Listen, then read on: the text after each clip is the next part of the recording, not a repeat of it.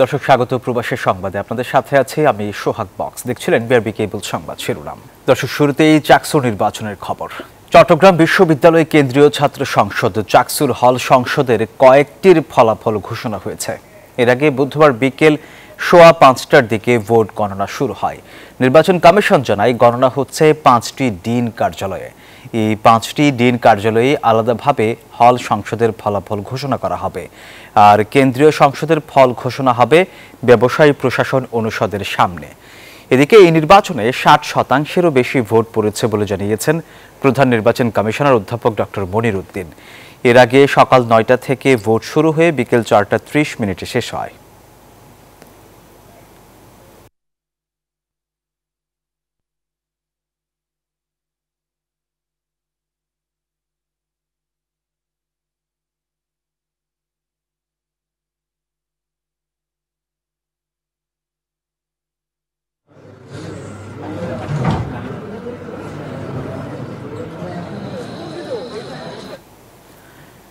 দর্শক, শান্তিপূর্ণভাবে শেষ হয়েছে চাকসুর ভোট গ্রহণ। এখন চলছে গণনা এবং ফল ঘোষণা। তবে বিশ্ববিদ্যালয়ের গেটে ঘটেছে সংঘর্ষের ঘটনাও। আরও জানাতে এই মুহূর্তে চট্টগ্রাম বিশ্ববিদ্যালয় ক্যাম্পাস থেকে সরাসরি যুক্ত হচ্ছেন আমাদের সহকর্মীরা। শুরুতে যাচ্ছি জুবায়ের সানির কাছে। সানি, হল সংসদের কয়টি ফল ঘোষণা হয়েছে এখন পর্যন্ত, আর সেখানে কি পরিস্থিতি দেখছেন সব মিলিয়ে জানাবেন আমাদের।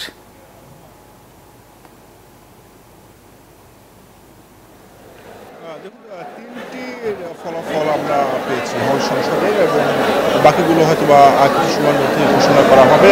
দেখতে পাচ্ছেন আমি যে জায়গাটিতে রয়েছি ব্যবসা অনুষদে যে হল রুমটি রয়েছে, পুরো হল রুম কিন্তু এখন লোকে লোকারণ্য। শিক্ষার্থীরা তারা জড়ো হয়েছেন কাঙ্ক্ষিত ফলাফলের আশায়, এবং তারা যেটি বলছেন যে আজকের রাতের মধ্যেই তারা ফলাফল দেখতে চান। আমরা দিনভর যে ভোটের পরিবেশ দেখছি শান্তিপূর্ণ থাকলেও ছাত্র দলের পক্ষ থেকে নানা অভিযোগ ছিল, একই সঙ্গে ছাত্র শিবিরের পক্ষ থেকেও কিন্তু অভিযোগ করা হয়েছে। তো এমন এক পরিস্থিতিতে যে বিষয়টি আসলে কিছুটা উত্তপ্ত পরিস্থিতিরও তৈরি করে, কিন্তু আমরা ক্যাম্পাসের মধ্যে আসলে সে ধরনের পরিস্থিতি এখন পর্যন্ত হতে দেখিনি। ক্যাম্পাসের ভিতরে যদি আমি বলি যে মোটামুটি বলা যায় যে একদমই উৎসবমুখর পরিবেশে ভোট গ্রহণ এবং গণনা চলছে, যেটি প্রশাসনের পক্ষ থেকে আমাদেরকে জানানো হয়েছিল ভোট শেষ হওয়ার 6 থেকে 7 ঘন্টার মধ্যে তারা ফলাফল দিতে পারবে, কিন্তু সেটি আসলে হচ্ছে না, কারণ তাদের কিছু টেকনিক্যাল জটিলতা ছিল, এবং সেই বিষয়গুলো আসলে কারণেই ফলাফল দিতে কিছুটা দেরি হচ্ছে। কিন্তু আশা করা হচ্ছে যে রাতের মধ্যেই ফলাফল ঘোষণা করা হবে। এবং আরেকটি সূত্রে আমরা জানতে পেরেছি যে 1 নম্বর গেটে এর বাইরে 1 নম্বর গেটের বাইরে আসলে ছাত্র শিবির এবং ছাত্র দলের নেতাকর্মীদের মধ্যে কিছু ধাওয়া বা ইট পাটকেল নিক্ষেপের মতো ঘটনা ঘটেছে, কিন্তু তার প্রভাব কিন্তু ক্যাম্পাসের ভিতরে পড়েনি। দেখতে পাচ্ছেন যে এখানেও শিক্ষার্থীরা বেশ উৎসবমুখর পরিবেশে অপেক্ষা করছেন ফলাফলের। এখন দেখার বিষয় যে কখন সেই ফলাফল ঘোষণা করা হবে। তো শখ এই ছিল আমার কাছে সানি, আপনাকে ধন্যবাদ। দর্শক, বিশ্ববিদ্যালয় ক্যাম্পাসে আমাদের আরেকজন সহকর্মী রয়েছেন আকরাম হুসাইনি, সরাসরি যুক্ত হচ্ছে তার সাথে। আকরাম, আপনি ঠিক এই মুহূর্তে কোথায় আছেন এবং বিশ্ববিদ্যালয়ের 1 নম্বর গেটে সংঘর্ষের ঘটনা ঘটেছে বলে আমরা জানতে পেরেছি, কি নিয়ে কতটুকু জানতে পেরেছেন জানাবেন আমাদের।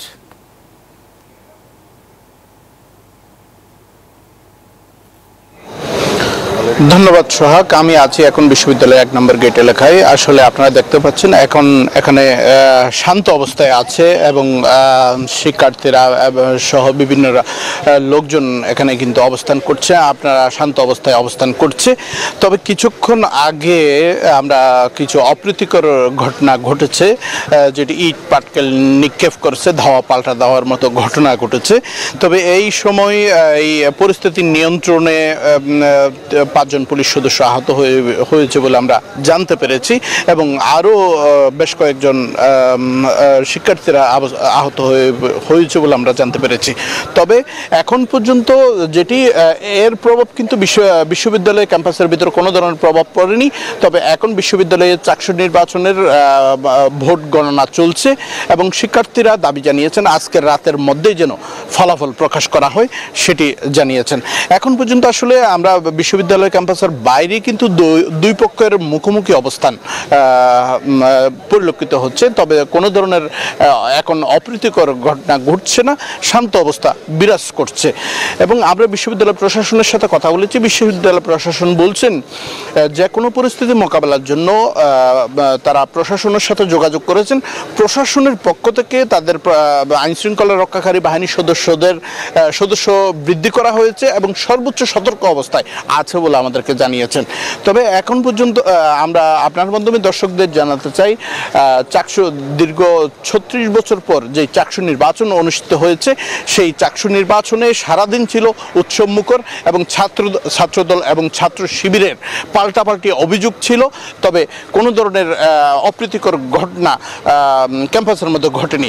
তবে সন্ধ্যার পরে এসে তারা উভয় পক্ষ মুখোমুখি অবস্থান নেয় এবং ইট পাটকেল নিক্ষেপ হয় একে অপরের পক্ষে। এখন পর্যন্ত আমার কাছে ছিল সর্বশেষ অবস্থা। আমরা এখন যাব স্টুডিওতে। সোহাগ। আকরাম, আপনাকে ধন্যবাদ। দর্শক, এবারে রাকসু নির্বাচনের খবর। অপেক্ষার পালা শেষ। আজ হতে যাচ্ছে রাকসু নির্বাচন। সকাল 9টা থেকে বিকাল 4টা পর্যন্ত চলবে ভোট গ্রহণ।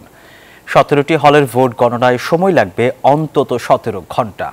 বুধবার সংবাদ সম্মেলনে এসব তথ্য জানায় নির্বাচন কমিশন। এছাড়া অনলাইনে গুজব ঠেকাতেও সর্বোচ্চ ব্যবস্থা নেওয়ার কথা জানিয়েছে বিশ্ববিদ্যালয় প্রশাসন।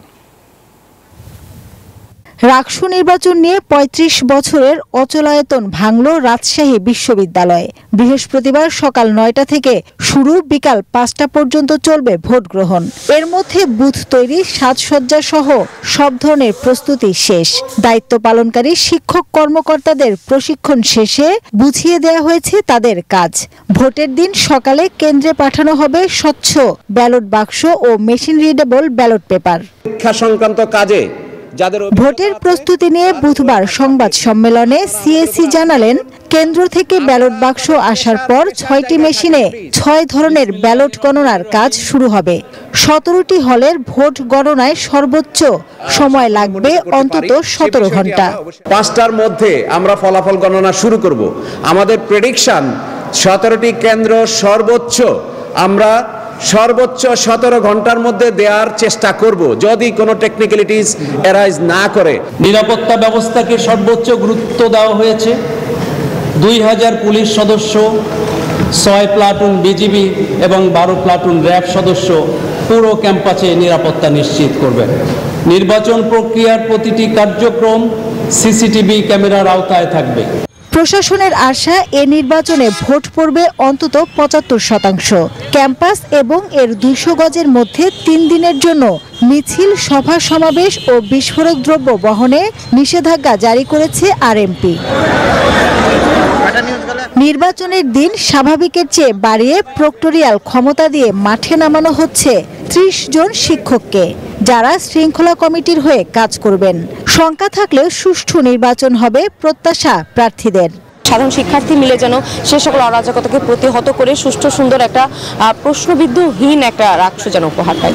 নতুন পলিসি ক্রিয়েট করে কিভাবে প্রশাসনকে রাকসু নির্বাচন প্রতি বছর দিতে বাধ্য করা যায়, সেই জায়গায় আমরা অবশ্যই ইনশাল্লাহ শিক্ষার্থীদের পাশে থাকব। যে ভালোবাসা পেয়েছে শিক্ষার্থীদের, সেই ভালোবাসার যেই ঋণ, এই ঋণ আমি আসলে শোধ করার মতো আমার সামর্থ্য নেই, তবু আমি চেষ্টা করছি। প্রত্যেক প্রার্থীকে 43টি ভোট দিতে হবে 10 মিনিট সময়ের মধ্যে। বিকাল 4টা পর্যন্ত ওএমআর পদ্ধতিতে ভোট গ্রহণ করা হবে। 9টি ভবনের 17টি কেন্দ্রের 990টি বুথে নেওয়া হবে ভোট। প্রতিদ্বন্দ্বী প্রার্থীর সংখ্যা 902 জন। মোট ভোটার প্রায় 29,000। মাসুদা লাবনী, নিউজ 24, রাজশাহী বিশ্ববিদ্যালয়, রাজশাহী। মালদ্বীপে বায়োমেট্রিক নিবন্ধনে বিলম্বে সংকটে পড়েছেন প্রবাসীরা। সংশ্লিষ্ট মন্ত্রণালয় কঠোর হুঁশিয়ারি দিয়ে জানিয়েছে, আগামী 15 নভেম্বরের মধ্যে বায়োমেট্রিক সম্পন্ন না করলে 27,000-এরও বেশি প্রবাসীকে দেশ ত্যাগ করতে হবে। অবৈধ অভিবাসন ও নিয়ন্ত্রণে সরকারের এই উদ্যোগকে বলা হচ্ছে অপারেশন কুরাঙ্গি। আর এই পরিস্থিতিতে দেশটিতে অবস্থানরত প্রবাসী বাংলাদেশি নাগরিকদের দ্রুত বায়োমেট্রিক ফিঙ্গারপ্রিন্ট প্রদান সম্পন্ন করার আহ্বান জানিয়েছে বাংলাদেশ হাইকমিশন। মালদ্বীপ থেকে ইমরান তালুকদারের তথ্যচিত্রের ডেস্ক রিপোর্ট। মালদ্বীপে কর্মরত বিদেশি নাগরিকদের জন্য শুরু হয়েছে বাধ্যতামূলক বায়োমেট্রিক নিবন্ধন কার্যক্রম।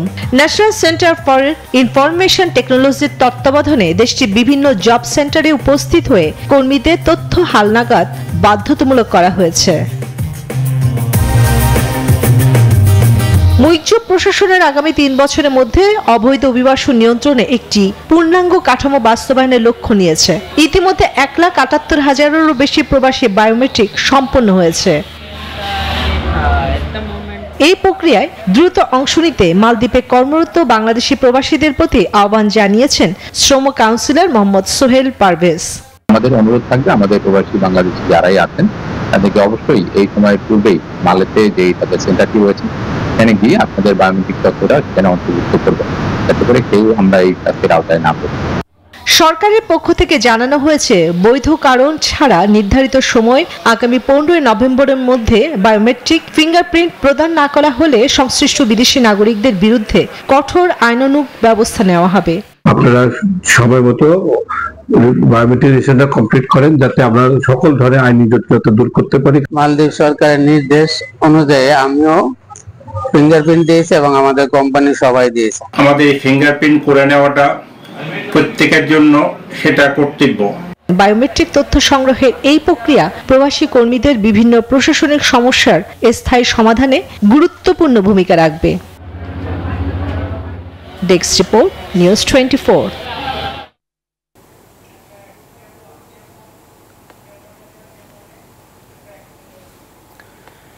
লন্ডনে অনুষ্ঠিত হল রেস্তোরাঁ খাতের অন্যতম মর্যাদাপূর্ণ আয়োজন curry life awards and gala dinner. প্রবাসী বাংলাদেশি উদ্যোক্তাদের সাফল্যের গল্পে মুখরিত এই ঝলমলে সন্ধ্যায় উপস্থিত ছিলেন ব্রিটিশ রাজনীতিক, গণমাধ্যম কর্মী আর রন্ধন শিল্পের খ্যাতনামা ব্যক্তিত্বরা। অনুষ্ঠানে যুক্তরাজ্যের বিভিন্ন প্রান্তের সফল রেস্তোরাঁ মালিক ও শেফদের হাতে তুলে দেয়া হয় নানা বিভাগে সম্মাননা। যুক্তরাজ্য থেকে খালেদ মাসুদ রনির পাঠানো তথ্যচিত্রে ডেস্ক রিপোর্ট। 12 অক্টোবর সন্ধ্যায় লন্ডনে ওয়েস্টমিনস্টার মেরিয়ট হোটেলের বলরুমে অনুষ্ঠিত হয় কারি লাইফ ম্যাগাজিন আয়োজিত এবছরের 16তম কারি লাইফ অ্যাওয়ার্ডস। উৎসব মুখর এই আয়োজনে উপস্থিত ছিলেন ব্রিটিশ রাজনৈতিক, লর্ড সভার সদস্য, সংসদ সদস্য, সফল ব্যবসায়ী ও রেস্তোরাঁর উদ্যোক্তারা। It's been a fantastic night. We had people from all over the country, from Scotland, from Edinburgh to Brighton, all across. Red Fort রেস্টুরেন্টের উদ্যোক্তা এবং ব্রিটিশ কারি ইন্ডাস্ট্রির পথিকৃৎ আমিন আলীকে দেওয়া হয় লাইফ টাইম অ্যাচিভমেন্ট অ্যাওয়ার্ড। উপমহাদেশের রন্ধন শিল্পকে যুক্তরাজ্যে প্রতিষ্ঠিত করা ও আধুনিকায়নের অগ্রদূত হিসেবে তার অবদানকে এই সম্মাননা দিয়ে স্বীকৃতি জানানো হয়। We are very, very immensely proud of ourselves and of our communities for this tremendous honour.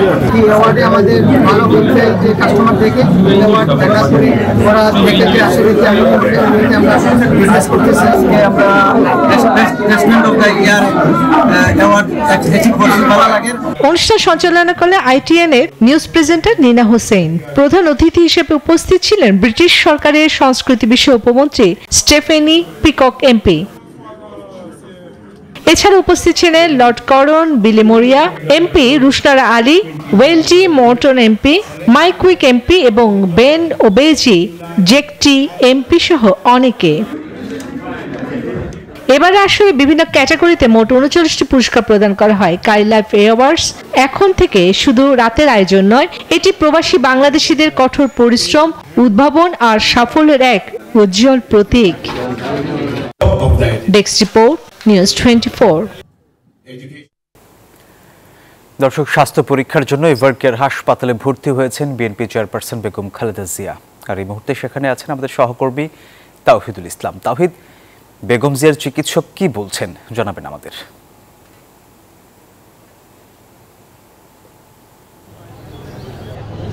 জি ধন্যবাদ। আপনি জানেন যে প্রায় 12:30টার পরে কিন্তু বেগম খালেদা জিয়া স্বাস্থ্য পরীক্ষা, জরুরি কিছু স্বাস্থ্য পরীক্ষার জন্য কিন্তু এই এভার কেয়ার হাসপাতালে আসেন, যেখানে তিনি নিয়মিতই স্বাস্থ্য পরীক্ষা করে থাকেন। তো হাসপাতাল গাড়ি থেকে নেমে হাসপাতালে প্রবেশের পরে কিন্তু আমরা জানতে পেরেছি তাকে ভর্তি করানো হয়েছে, অর্থাৎ চিকিৎসকের সিদ্ধান্তে তিনি এই এভার কেয়ার হাসপাতালে স্বাস্থ্য পরীক্ষার জন্য ভর্তি করেছেন, আমরা জানতে পেরেছি।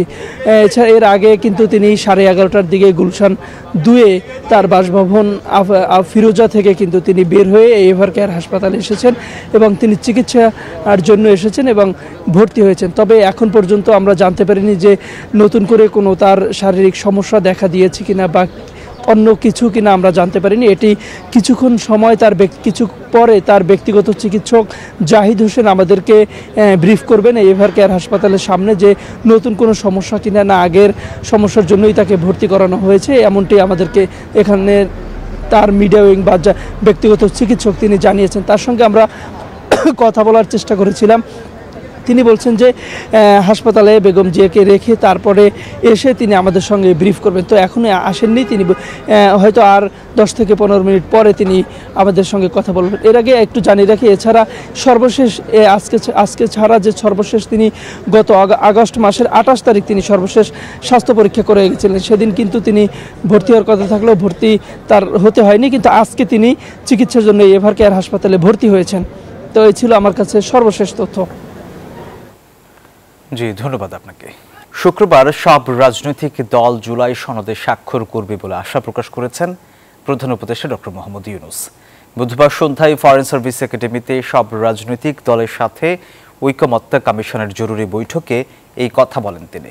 জানান, ফেব্রুয়ারি মাসেই নির্বাচন হবে আর নির্বাচন উৎসব মুখর করতে সব পদক্ষেপ নেবে সরকার, এমনটা জানান প্রধান উপদেষ্টা। এই জুলাই সনদ স্বাক্ষর অনুষ্ঠানে সারা জাতি এটা বড় রকমের উৎসবের মধ্যে আমরা শরীক হব, সবাই স্বাক্ষর করব। আবারও বলছি, বারে বারে বলছি, যত জায়গায় গেছে এই যে সম্মেলন করলাম সেখানে বলে এসছি ফেব্রুয়ারি মাসে নির্বাচন হবেই। এটা এই সব এই যে ঐকমত্য কমিশনের যে সনদ, এটা সনদেরই অংশ, এখন এটার সঙ্গে এটা জড়িত। এটা এই যে আমরা ঘোষণা করলাম সেই ঘোষণাকে আমাদের রক্ষা করতে হবে। এবারে জেডি সাহেব নির্বাচনের পথে। দেশ বাঁচাতে দরকার নির্বাচন। পিআর দাবিতে আন্দোলনকারীদের উদ্দেশ্য ভালো নয়, এমন মন্তব্য করেছেন বিএনপি মহাসচিব মির্জা ফখরুল ইসলাম আলমগীর। বুধবার দুপুরে ঠাকুরগাঁওয়ের গড়িয়া ইউনিয়নবাসীর সাথে মত বিনিময় সভায় তিনি এসব কথা বলেন।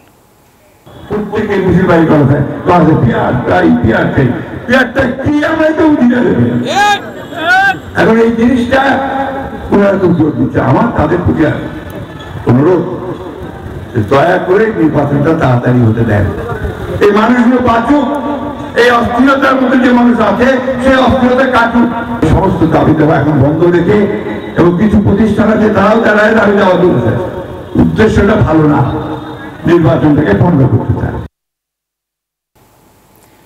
পিআর পদ্ধতিতে সংসদ নির্বাচন সহ 5 দফা দাবিতে সারা দেশে মানববন্ধন করেছে জামায়াত ইসলামী। বুধবার সকালে বান্দরবান শহরে ঘণ্টাব্যাপী মানববন্ধন করে দলটি। নারায়ণগঞ্জের চাষাড়াতেও একই কর্মসূচি পালিত হয়েছে। এছাড়া মানববন্ধন হয়েছে যশোর, নওগাঁ, মাদারীপুর, গাইবান্ধা, লক্ষ্মীপুর, ভোলা, পঞ্চগড়, নীলফামারী সহ দেশের বিভিন্ন জেলায়।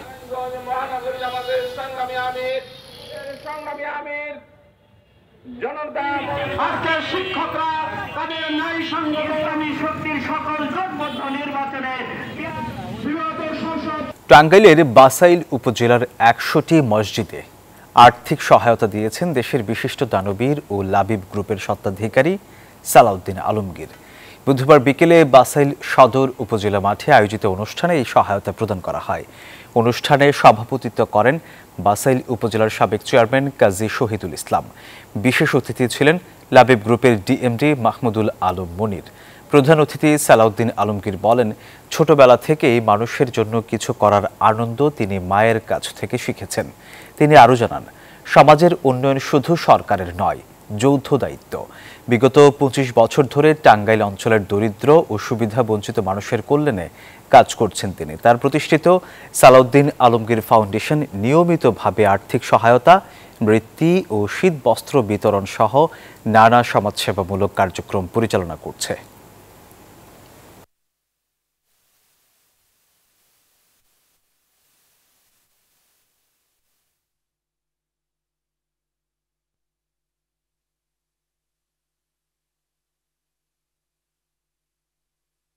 দর্শকরা, এই ছিল নিউজ 24 প্রবাসী সংবাদ। এছাড়া আরও সংবাদ ও বিশ্লেষণ জানতে ভিজিট করুন news24bd.tv। এতক্ষণ সাথে থাকার জন্য ধন্যবাদ সবাইকে।